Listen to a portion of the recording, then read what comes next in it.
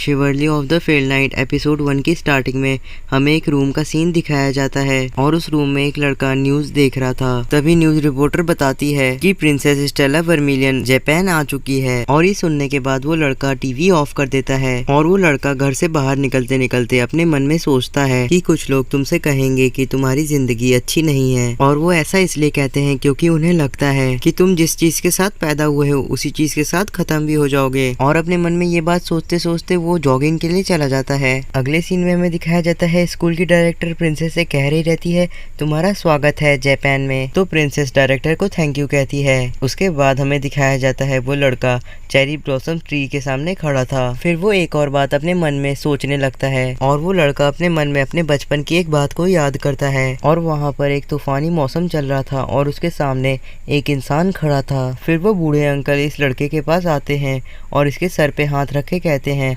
जब तक तुम हार नहीं मान लेते तब तक तुम्हारी हार नहीं होगी। और उनकी ये बात उस लड़के को काफी ज्यादा इंस्पायर करती है। फिर वो लड़का अपने ख्यालों से बाहर आता है और अपनी स्वॉर्ड इंटेक्सू को समन करता है। उसके बाद वो लड़का प्रैक्टिस और ट्रेनिंग करने लगता है और ट्रेनिंग करते करते वो कहता है मुझे ब्लिजर्ड्स, जिनको नेशनल ऑर्गेनाइजेशन ने अप्रूव किया है और साथ ही साथ उन्हें मैजिकल नाइट भी कहा जाता है, और मैं उनमें से एक बनना चाहता हूँ। और यहाँ पर वो अपना नाम इकी कुरुगाने बताता है। उसके बाद इकी जहाँ रहता है वो वहाँ वापस आता है और वो देखता है कि उसके घर में किसी के शूज पड़े हुए हैं। फिर इकी थोड़ा सा अंदर जाता है और देखता है कि वहाँ पे कुछ भी दिखाई नहीं दे रहा क्योंकि सूरज की रोशनी काफी ज्यादा थी। फिर जैसे ही इकी को कुछ दिखाई देता है तो वो देखता है कि वहाँ पे प्रिंसेस खड़ी है और वहाँ पे प्रिंसेस अपने कपड़े बदल रही थी। तभी इकी अपना हाथ आगे करता है और कहता है प्लीज चिल्लाना मत, मैं भी इसके बारे में कुछ करता हूँ। उसके बाद इकी अपने टी शर्ट को ऊपर करता है और कहता है अब सब बराबर हुआ। और इकी को ऐसा करते देखकर प्रिंसेस काफी ज्यादा जोर से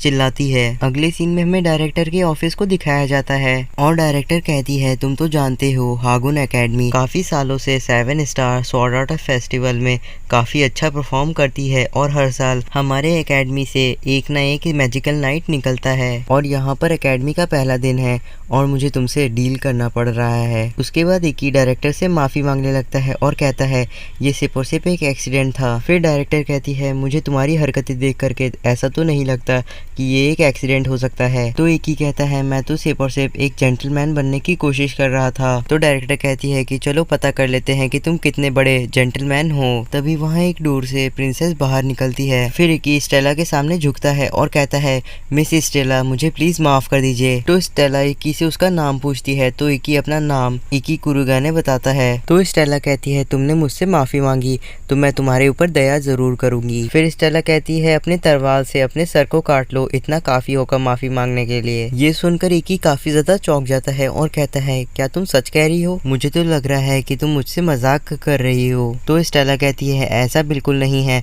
मैं एक महान समझौता कर रही हूँ। फिर इकी कहता है मैं माफी मांगने के लिए अपनी जान तो दे नहीं दूंगा, वैसे भी ये बस एक छोटी सी बात है। और इकी की ये बात सुन करके स्टेला काफी ज्यादा गुस्सा हो जाती है और अपनी पावर का इस्तेमाल करने लगती है। तभी इकी के पीछे से डायरेक्टर वहाँ से बाहर चली जाती है और स्टेला इकी को काफी ज्यादा गुस्से से कहती है मैं तुम्हें राख में बदल दूंगी। तभी इकी डर के मारे पीछे जाने लगता है और प्रिंसेस कुरुगाने की काफी ज्यादा बेइज्जती करती है। तो कुरुगाने चिल्ला के कहता है मैंने तुम्हें जानबूझ के नहीं देखा क्योंकि तुम काफी ज्यादा सुंदर हो, इसीलिए मेरी नजरें तुम पे से नहीं हटी। तभी स्टेला की फायर पावर से डायरेक्टर ऑफिस के फायर अलार्म्स एक्टिवेट हो जाते हैं और उसकी वजह से प्रिंसेस की सारी फायर और उसका गुस्सा सारा चला जाता है। उसके बाद स्टेला कहती है मैं एक प्रिंसेस हूँ और तुम मुझे ऐसे कुछ भी नहीं कह सकते। तो कुरुगाने स्टेला से कहता है तुमने पहले कहा था कि मैं तुम्हारे रूम में आया, पर वो तो मेरा ही रूम था। और डायरेक्टर अंदर आती है और कहती है तुम दोनों रूममेट्स हो और शायद ये बात तुम लोगों को नहीं पता, इसलिए तुम्हें कंफ्यूजन हो गया। फिर डायरेक्टर अगले सीन में उन दोनों से कह रही रहती है कि कुरुगाने के पास एक टाइटल है द वर्स्ट वन करके और वो सबसे ज्यादा कमजोर है पूरे के पूरे एकेडमी में मैजिक पावर के मामले में, और यहीं पे स्टेला काफी ज्यादा पावरफुल है और ये एक अच्छा कॉम्बिनेशन बनेगा। तो स्टेला को इससे मुझसे थोड़ी बहुत दिक्कत थी। तो वो कहती है ऐसा नहीं होना चाहिए। फिर डायरेक्टर कहती है अगर तुम्हें कोई दिक्कत है तो तुम कभी भी इस एकेडमी को छोड़ के जा सकती हो। इसके बाद स्टेला मान जाती है रहने के लिए, पर इससे पहले वो कुरुगाने से 3 शर्तें मानने के लिए कहती है। पहली शर्त कि तुम मुझसे कभी भी बात नहीं करोगे, दूसरी कि तुम कभी भी अपनी आंख नहीं खोलोगे कमरे के अंदर, और तीसरी शर्त कि तुम कभी भी सांस नहीं लोगे कमरे के अंदर। तो इकी स्टेला से कहता है कि कम से कम मुझे सांस तो लेने दो। तो स्टेला कहती है नहीं, तुम मेरी खुशबू को सूंघना चाहते हो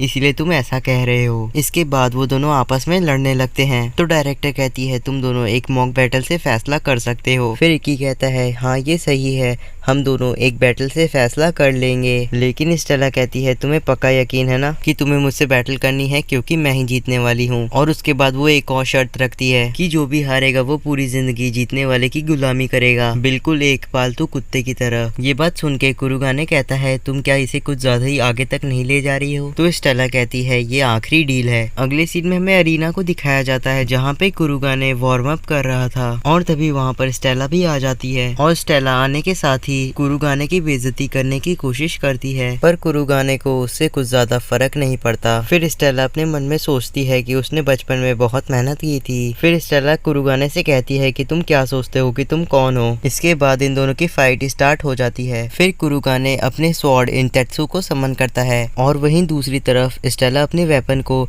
समन करती है। और इसके बाद स्टेला कुरुगाने के ऊपर हमला करने लगती है, और कुरुगाने को थोड़ा बहुत डोमिनेट भी करती है। और वो बताती है कि उसके स्वॉर्ड पे जो फ्लेम है उसका तापमान है 3600 डिग्री, जो कि बहुत ज्यादा है। तो कुरुगाने अपने आप को बचाते हुए कहता है कि मैं तुम्हारे हार्डवर्क और फाइटिंग टेक्निक को समझता हूँ। उसके बाद कुरुगाने स्टेला की ही टेक्निक से स्टेला के ऊपर हमला करने लगता है। तो स्टेला पूछती है कि तुम ऐसा कैसे कर ले रहे हो। तो कुरुगाने बताता है कि उसे बचपन से ही कोई भी कुछ भी नहीं सिखाता था, इसीलिए उसे हमेशा सब कुछ खुद ही से सीखना पड़ता था। इसी वजह से वो किसी भी चीज को जल्दी सीख लेता है। फिर कुरुगाने स्टेला के हमले को ब्लॉक करके उसी के ऊपर एक हमला कर देता है, और वो हमला काफी ज्यादा ताकतवर था। पर स्टेला के ऊपर उसका ज्यादा कुछ असर नहीं होता, क्योंकि वो अपनी मैजिक पावर से उस हमले को ब्लॉक कर देती है। फिर स्टेला कहती है मैं तुम्हें बिना मैजिक पावर इस्तेमाल किए हराना चाहती थी, पर अब मेरे पास कोई भी चॉइस नहीं बची। तो कुरुगाने बताता है कि मैं भले ही तुम्हारी तरह मैजिक पावर इस्तेमाल नहीं कर सकता, पर मैं जिसके नक्शे कदमों पे चलता हूँ उसने मुझसे कहा था कि जब तक तुम खुद से हार नहीं मान लो तब तक तुम्हारी हार नहीं होने वाली, इसीलिए मैं ट्राई जरूर करूंगा। इसके बाद स्टेला अपना हमला कर देती है, और कुरुगाने भी अपना एक हमला करता है जिसका नाम है सिंगल स्ट्रोक ऑफ हेल। और इसके बाद कुरुगाने की स्पीड काफी ज्यादा बढ़ जाती है, और वो एक के बाद एक स्टेला के सारे हमलों को डॉज कर रहा रहता है। और स्टेला को काफी ज्यादा मुश्किल हो रही थी कुरुगाने से लड़ने में।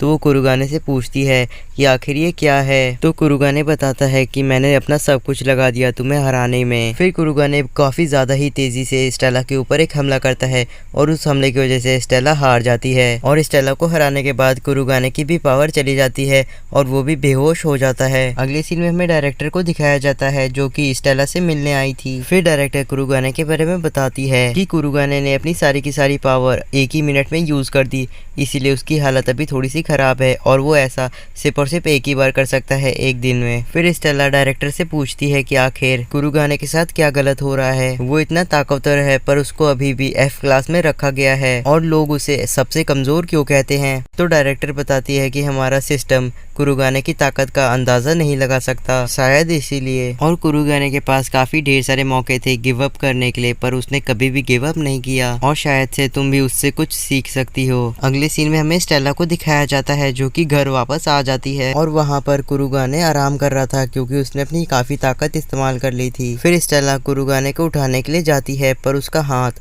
कुरुगाने के नीचे दब जाता है। उसके बाद स्टेला अपने हाथ को निकालने की कोशिश करने लगती है, पर तभी कुरुगाने की नींद खुल जाती है, और वो स्टेला से कहता है आखिर तुम यहाँ पे कर क्या रही हो। और कुरुगाने काफी अचानक से ये बात कहता है, तो स्टेला काफी घबरा जाती है, और उसका सर दीवार में लड़ जाता है। और स्टेला को चोट लगने के बाद कुरुगाने स्टेला के सर पे बैंडेज लगा देता है। उसके बाद स्टेला कुरुगाने से माफी मांगती है उसे इतना सब कुछ पहले बोलने के लिए। तो कुरुगाने कहता है कि तुम्हें पता है ना, जो हारने वाला था वो पूरी जिंदगी जीतने वाले का गुलाम बनेगा। फिर कुरुगाने कहता है मैं तुम्हें जो कहूंगा तुम वो ही करोगी। तो स्टेला कहती है ऐसा बिल्कुल नहीं, ये डील तो कभी खत्म हो चुकी है। फिर कुरुगाने कहता है रॉयल वर्मिलियन फैमिली अपने वादों को नहीं निभाती है। तो स्टेला उठती है और अजीब सा मुंह बना के कहती है तुम्हें जो करवाना है करवा लो, मैं सब कुछ करने के लिए तैयार हूँ। फिर कुरुगाने उठता है और कहता है मैं तुम्हें ऑर्डर देता हूँ कि तुम अब मेरी रूममेट बनोगी और मुझे रूम के अंदर सांस लेने दोगी मिस स्टेला। तो स्टेला कहती है मुझे सिर्फ और सिर्फ स्टेला कह के बुलाओ, नहीं तो मैं एग्रीमेंट बंद कर दूंगी। और एपिसोड के लास्ट में वो दोनों दोस्ती कर लेते हैं। और आप में से 53% लोग रेगुलर वीडियो देखते हैं पर चैनल को सब्सक्राइब नहीं करते, तो अभी चैनल को सब्सक्राइब कर दीजिएगा क्योंकि वीडियो को बनाने में बहुत ज्यादा मेहनत लगती है।